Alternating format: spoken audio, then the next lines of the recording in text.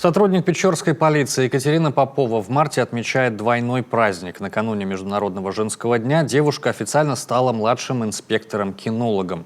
С хвостатым коллегой, немецкой овчаркой Астин, Екатерина работает меньше года, но в послужном списке полицейского тандема уже есть раскрытые преступления.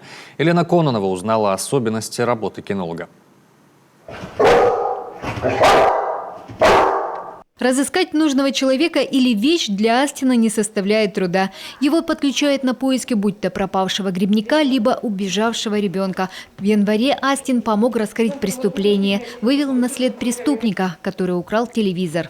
Телевизор нашли, человека нашли, и он шел именно так, как вела собака. Вот у нас был такой первый наш выезд, самый такой интересный. Мне понравилось, как он отработал. И сотрудники похвалили, его похвалили, что многие говорят, что первый раз такую собаку видят, щенок, который вот так отработал первый свой выезд.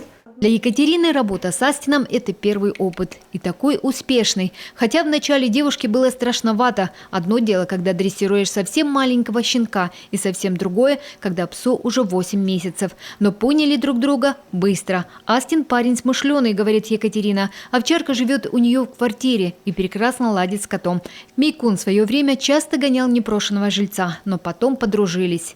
Ты эмоциями показываешь, то есть когда собака что-то не получается, да, как с ребенком, ты недоволен, да, где-то что-то, интонация показывает, что ты сделал не так. Они понимают, когда они делают все прекрасно, хорошо, соответственно, ты будешь радоваться. Когда ты радуешься, ты их хвалишь, ты поощряешь, либо лакомством, либо игрушкой всякой различной.